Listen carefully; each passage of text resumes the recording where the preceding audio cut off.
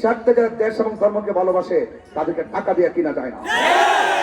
এই জন্য আপনারা সজাগ থাকবেন, সতর্ক থাকবেন। ভোট একটি ইমানে আমানত, ঠিক না? এটা যেন জায়গা মতো হয়। গতকাল আসন্ন ত্রয়োদশ জাতীয় সংসদ নির্বাচন, হবিগঞ্জ ৪ সোনারগঞ্জ মাধবপুর আসন থেকে মোমবাতি প্রতীকে নির্বাচন করছি। আপনারা আজকে জানেন আমি আজকে ৩টি পথসভা করেছি, আসলে চারটি পথসভা করেছি। একটা করেছি সাতিয়াইন ইউনিয়ন, আরেকটা করেছি চৌমনি, তারপরে করলাম ধর্মগড়, এখন আসলাম বহরা ইউনিয়ন মনতলাতে আমি অবস্থান করছি। এখান থেকে আমরা আরো কিছু প্রোগ্রাম আছে, আমরা যাব। তো আলহামদুলিল্লাহ আজকে সারাদিন ধরে রাস্তাঘাটে ঘুরেছি, সকল মানুষের মুখে মুখে শুধু মোমবাতির স্লোগান শুনেছি।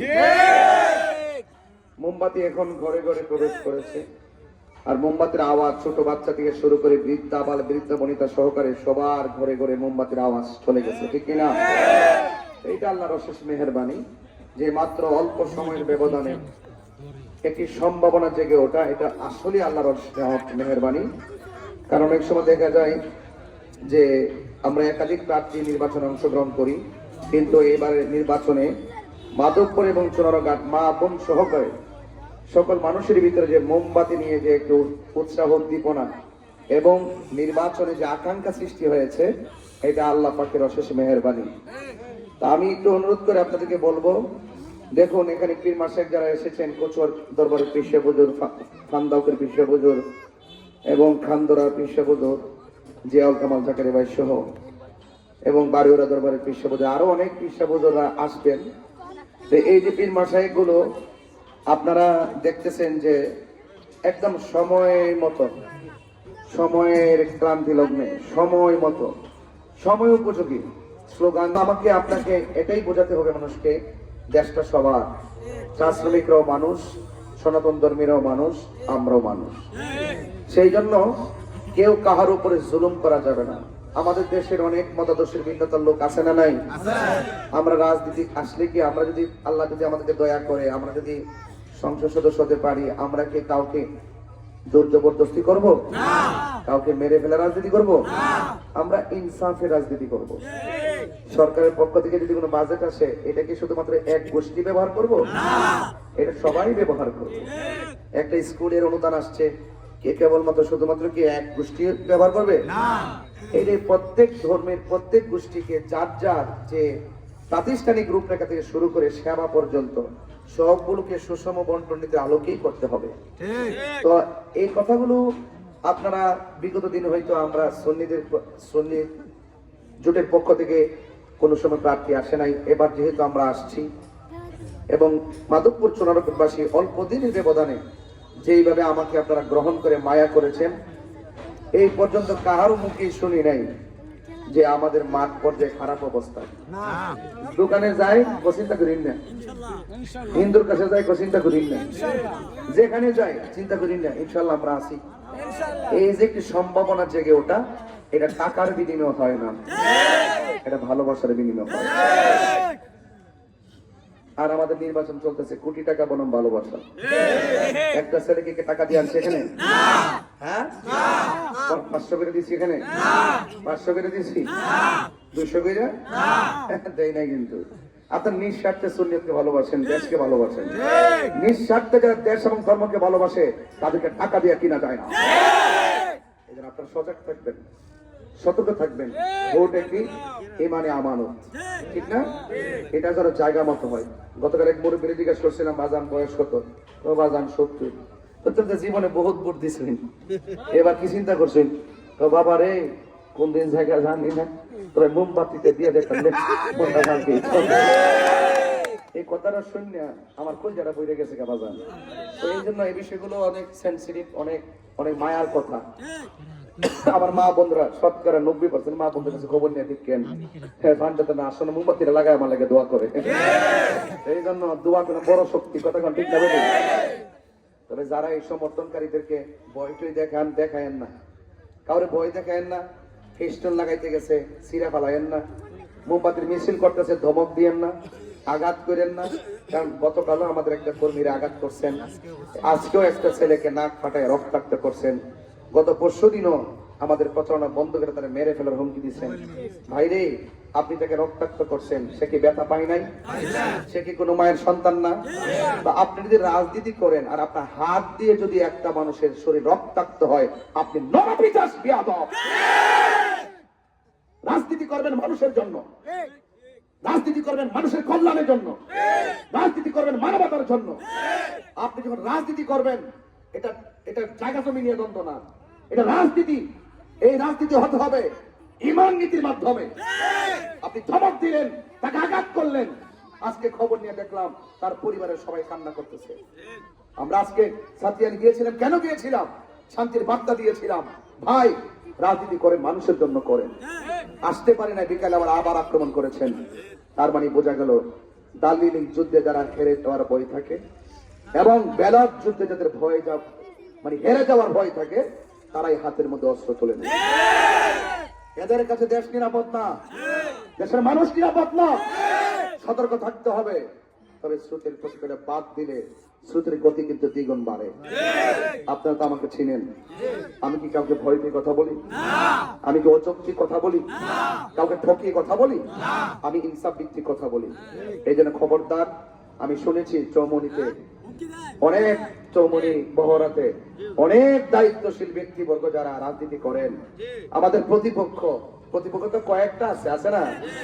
আমিও কাহারও প্রতিপক্ষ। আমার প্রতিপক্ষ যেমন, আমিও আবার কাহারও প্রতিপক্ষ, ঠিক না? আমার প্রতিপক্ষরা আমার কর্মীদেরকে হুমকি দিতেছে। এই যে এখনো বসার পরে কহুজুর আমরা পোস্টার দুইটা সিরালাইছে, ব্যানার দিচ্ছে, আবার আমরা লাগাইতে গেলে লাগাইতে দেয় না, আমরা মাইকিং করলে বাধা দেয়। আবার কইতাছে 12 তারিখের পর কই যাস দিহুম। 12 তারিখের পরে কই যায় দেখবো। আচ্ছা, কোন এই লোকটি কি লন্ডন দিকে আইছে? এর এলাকার ভাই হবে, নাহলে চাচা তো ভাই হইব, জেঠা তো ভাই হইব, রক্তের ভাই হইব, সমাজের ভাই হবে। কথা কি সত্যি বলতেছি? তা আপনি কারে দেখবেন ভাই? আপনি ক্ষমতা আসলে যদি আপনি দেখার হুমকি দেন, তার মানে তো বোঝা গেল যে আপনি রাজনীতি না। আপনি তো আপনার নীতি, আপনার যে আদর্শ, এই আদর্শের জলাঞ্জলি দিয়া সমাজের উন্নয়ন করা যায় না। আদর্শ ধরে রাখতে হয়। যে আমাকে ভোট দিবে সেও আমার, যে আমাকে ভোট দিবে না সেও আমার। আমাকে ভোট দিবে যারা, যদি আল্লাহ আমাকে কবুল করে, তারা দরজা খুলে ঘুমাবে। আমাকে যারা ভোট দিবে না, তারাও দরজা খুলে ঘুমাবে। আর আমি কথা দিয়ে যাচ্ছি, আমার প্রটেক্ট বাহিনী, আমি সহকারে তাদের পাহারাদার হয়ে থাকবো। এটার নাম রাজনীতি। আমি দেখেছি 53 বছর ধরে যে দল ক্ষমতায় আসে, সব কলকাঠি তাদের ইশারায় লড়ে। মামলা টামলা, থানা ওসি ডিসি এসপি সব তাদের কথাই লড়ে। তারা অন্যায় করলে মামলা নেয় না। আরেকবার নিরীহ প্রতিপক্ষ হওয়ার কারণে অপরাধ করে 2 জন মামলা দেয় 500 লোকের বিরুদ্ধে। এটা রাজনীতি হতে পারে না। কথা বলা ঠিক না? এগুলো বন্ধ করতে হবে। আমরা এমনিতে রাজনীতি আসি নাই, এইভাবে দেশ চলতে পারে না। আমরা খুনের রাজনীতি বন্ধ করতে হবে, গুমের রাজনীতি বন্ধ করতে হবে, রক্ত দেওয়ার রাজনীতি বন্ধ করতে হবে। আমাদেরকে ইনসাফ ভিত্তিক রাষ্ট্র কায়েম করতে হবে, মানবতার রাষ্ট্র কায়েম করতে হবে। চুনাগড় মাধবপুরে যে স্বপ্ন আমি অঙ্কন করেছি, ইনশাআল্লাহ আল্লাহ পাক যদি আপনাদের দোয়ার বরকত যদি কবুল করে, মনতলা যত দোকানদার আছেন, ব্যবসায়ী ভাইয়েরা আছেন, আমি দাঁতহীন কণ্ঠে কথা বলে দিয়ে যাই, একটা চাঁদাবাজকে দোকান থেকে চাঁদা নিতে দেব না। আপনি বলতে পারবেন না সত্য বেলায়, আপনারা আই ওয়াশ করতে পারবেন। নির্বাচন আসলে 10 কেজি জিলাপি দিয়ে চা শ্রমিককে ভোট কিনে। আরে ভাই, চা শ্রমিকরা তো মানুষ। আপনি তাদের 200 জনকে দিলেন, কিন্তু এখানে হাজার হাজার লক্ষ লক্ষ লোকজন আছে। আপনি চা শ্রমিকদেরকে নিয়ে স্থায়ী বন্দোবস্ত করতে হবে। তাদের সমস্যাগুলো চিরদিনের জন্য সমাধান করতে হবে। তারা পানি নিয়ে যে কষ্টে আছে, দ্বীপের অবস্থায়, জানেন এখন পানি পায় না তারা। এগুলো নিয়ে ভাবনার কোন মানুষ কি আছে?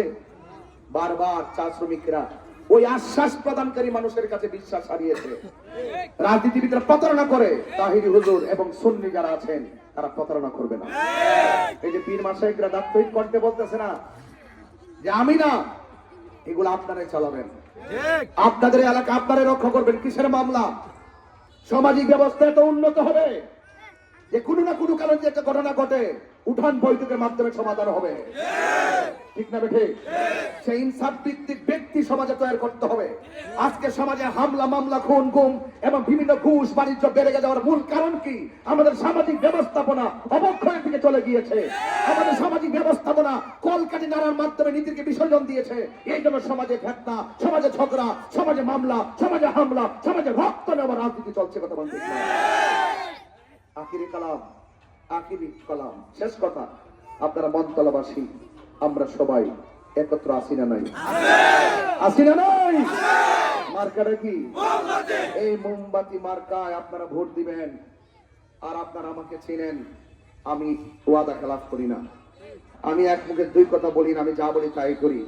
আমার মা বোনদেরকে বলবো, মা আপনারা আমার পক্ষ থেকে কষ্ট করে আপনারা বাড়ি বাড়ি মানুষের কাছে একটু মোমবাতি কথা বলবেন, সকাল সকাল গিয়ে মোমবাতি মার্কায় ভোট দিবেন। একসাথে যাবেন, ঘরে 5 জন মা আছেন, আপনারা একসাথে ছেলে মেয়ে নিয়ে যাবেন, আবার একসাথে ফিরে আসবেন, কোনো লাল চক্ষুকে ভয় পাবেন না। আর এলাকার মন্তলাবাসীকে বলি, আপনাকে কেউ যদি কোনো হুমকি দেয় দয়া করে তার নাম দিবেন। কেউ যদি মোবাইলে হুমকি দেয় রেকর্ড করে রাখবেন। কেউ সরাসরি হুমকি দিলে ভিডিও করে রাখবেন। আমি ইনশাল্লাহ, আমার বেশি সময় লাগতো না, 24 ঘন্টার ভিতরে ইনশাল্লাহ এটার অ্যাকশন নিতে পারবো। আমি হাতে নিব না, আইনি ভাবে নিব।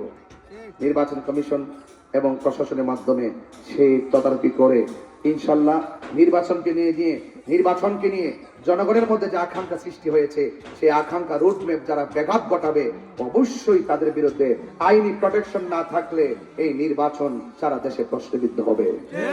আরেকটি কথা অ্যালার্ট করে দিয়ে যায়, মনে রাখবেন, দেশে নির্বাচন হচ্ছে না, আমার এখানে নির্বাচন যদি কাবজাব হয়, আমার এখানে আসলে নির্বাচন যদি কাবজাব হয়, অনেকে বলতেছে হুজুর রায় টিভিলে কামটা করে লইব, রায় টিভিলে কামটা করে লইব, আর নির্বাচন করবেন কিতা করতে হয়? ভোট তো অভাব নাই রে বাজি, দৈরে রাখতে পারেননি। অনেকেই কথাটা কয় যে ভোট তো অভাব নাই, কারি কারি ভোট, কিন্তু দৈরে রাখতে পারেনি। যেখানে আমি কিনলে গা হেরা তো গন মোমবাতি ডোহাই দিবনি আরেকটার ভিতরে, এই ডোহাই এত রেজাল গোড়াই লইব। তো সেই জন্য আপনাদেরকে সতর্ক থাকতে হবে, আপনাদেরকে সাবধান থাকতে হবে। আপনাদের সকলকে এই দেশের শান্তি সুরক্ষায় আপনাদের সকলকে ঐক্যবদ্ধ থেকে ভোট কেন্দ্রে আপনারা যাবেন, নির্বিঘ্নে যাবেন। আমি নির্বাচন কমিশনকে বলেছি, র্যাব থেকে, সেনাবাহিনী থেকে, সিসি ক্যামেরা থেকে কয়েকটা প্রস্তাব আমি করেছি।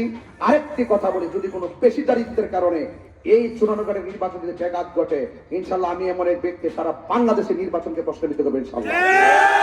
আর যদি শান্তিপ্রিয় হয় তাহলে আমি সারা বাংলাদেশের এই নির্বাচনকে আমি ইনশাল্লাহ আমি আমার পক্ষ থেকে অন্তত পক্ষে এটা তুলে ধরবো, এমন ভাবে তুলে ধরবো, শান্তির বার্তায় তুলে ধরবো।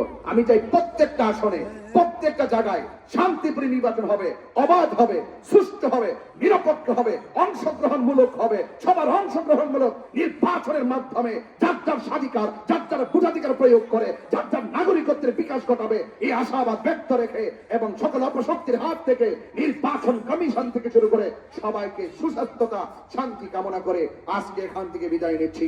জয় হোক মানবতার, জয় হোক মেহনতি মানুষের, জয় হোক মোমবাতি প্রতীকের ইনশাআল্লাহ। আসসালামু আলাইকুম ওয়া রাহমাতুল্লাহি ওয়া বারাকাতুহু।